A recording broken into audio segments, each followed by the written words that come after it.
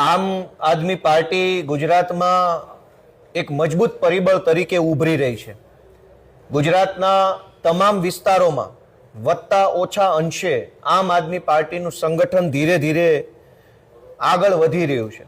ખૂબ લોકો આમ આદમી પાર્ટી સાથે જોડાઈ રહ્યા છે, ત્યારે ભાજપ પક્ષના પેટમાં તેલ રેડાય છે અને કોઈ પણ સંજોગોમાં દાબ દબાણ કરી દંડાનું શાસન ચલાવી પોલીસથી ડરાવી ધમકાવી અને આમ આદમી પાર્ટીને રોકવાની કોશિશ થઈ રહી છે।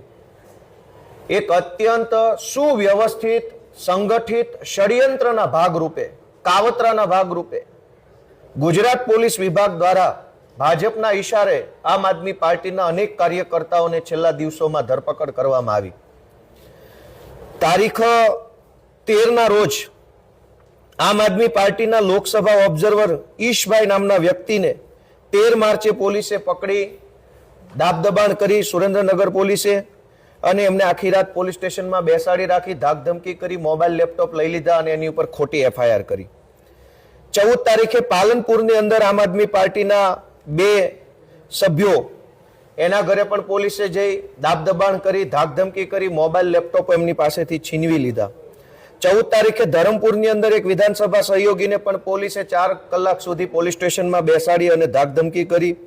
14 તારીખે વાંસદાના અમારા કાર્યકર્તા સની કુમારને પણ પોલીસે પકડી અને એની સાથે દાબદબાણ, ધાકધમકી અને ગાળીગલોચ કર્યો છે। 15 તારીખે સુરેન્દ્રનગરના અમારા આમ આદમી પાર્ટીના આગેવાન પુનિત કુમારના ઘરે અજય કુમાર, ચોટીલા વિધાનસભામાં કામ કરતા અજય કુમાર અને સુરેન્દ્રનગર લોકસભામાં કામ કરતા પુનિત કુમારને પોલીસે પકડી, એમને પણ ગાળીગલોચ કરી, એમના મોબાઈલ લેપટોપો જમા લઈ અને ધાકધમકી કરવાનું કામ કર્યું। 16 તારીખે નવસારીના અમારા 2 આમ આદમી પાર્ટીના કાર્યકર્તાઓને નવસારી પોલીસે અડધી રાત્રે પકડી અને ધાકધબાણ કર્યું અને તેઓને વટવા રેલવે સ્ટેશનેથી પોલીસે કૃષ્ણકુમાર યાદવ અને વિસ્મય ત્યાગી નામના આમ આદમી પાર્ટીના 2 કાર્યકર્તાઓને પકડી અને એની ઉપર એક્સિડન્ટની ખોટો આરોપ લગાવ્યો।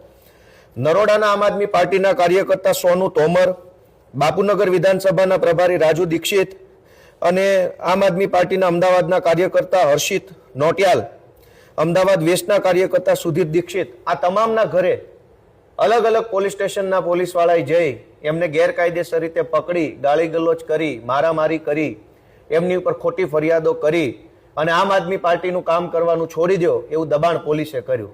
જે બતાવે છે કે ધરમપુર, વાંસદા, અમદાવાદ, વટવા, નરોડા, નિકોલ, અરવલ્લી, સુરેન્દ્રનગર, ભાવનગર, સુરત, તમામ જગ્યાએ પોલીસે આમ આદમી પાર્ટીના લોકસભાના ઓબ્ઝર્વર, વિધાનસભાના સહયોગી, તમામ કાર્યકર્તાઓને પકડી ખોટી રીતે એક્સિડન્ટનો કેસ, ભાજપના માણસને ફરિયાદી બનાવે, ભાજપના કોઈ સ્થાનિક લફંગાઓ હોય એને એફઆઈઆર કરાવે એની પાસેથી, અને એ એફઆઈઆરમાં આમ આદમી પાર્ટીના જે કાંઈ ઓબ્ઝર્વર, કાર્યકર્તાઓ, વિધાનસભાના પ્રભારીઓ આવ્યા છે એમનું નામ લખી અને એમના મોબાઈલ લઈ લેવામાં આવે છે અને મોબાઈલમાં પછી જુએ છે કે આ કોની હારે વાત કરે છે, કેટલો ડેટા એકઠો કર્યો છે, આમ આદમી પાર્ટી પાસે તાલુકા જિલ્લા પંચાયતના ઉમેદવારો કોણ કોણ છે।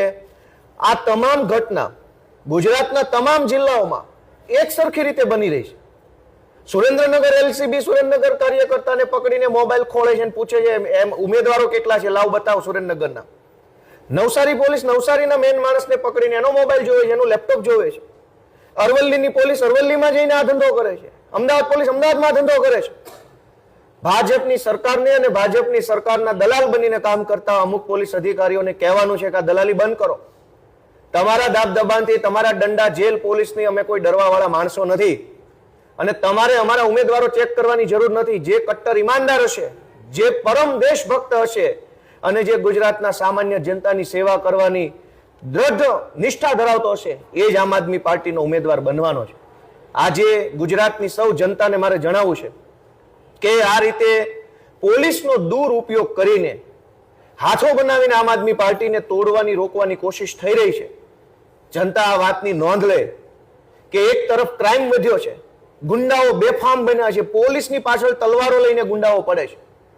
અમદાવાદ હોય કે વડોદરા હોય કે પાટણ હોય કે રાજકોટ હોય, ગુંડાઓ બેફામ બન્યા છે। પોલીસની હિંમત નથી કે ગુંડાઓને તું પણ કહી શકે, પણ એ જ પોલીસ ભાજપના કહેવાથી આમ આદમી પાર્ટીના કાર્યકર્તાઓ ઉપર જે કાંઈ પ્રકારનો કાંડ કરી રહ્યા છે એ મહેરબાની કરીને બંધ કરે। અમારે ભાજપના નેતાઓને પણ વિનંતી છે કે આ તમારા વિકૃત ધંધાઓ, નિમ્ન કક્ષાની હરકતો બંધ કરી દો અને ખરેખર તમે વિકાસ કર્યા હોય તો સામી છાતી આવી જાઓ ચૂંટણીના મેદાનમાં. કેટલું પાણી છે ભાજપના નેતાઓમાં, અમે માપી લઈએ. એટલે આજે અમારા તમામ જિલ્લાઓમાં જે અમારા કાર્યકર્તાઓ, કચ્છમાં અમારા કાયનાતબેન અંસારીને ખોટી એફઆઈઆરમાં પકડ્યા, એવી રીતે તમામ જિલ્લાઓમાં એક સરખી પેટર્નથી, ષડયંત્રથી, કાવતરાથી ખોટી એફઆઈઆરો કરી આમ આદમી પાર્ટીને રોકવાની કોશિશ થઈ રહી છે. હું અમારા નેતા ચૈતરભાઈ, અમારા બંનેના નેતા ઈશુદાનભાઈ ગઢવી, અમારા નેતા અરવિંદ કેજરીવાલજી બધા લડાઈ લડવા માટે તૈયાર છીએ. ભાજપથી કોઈ ડરી બરી જવાના છીએ નહીં. Thank you.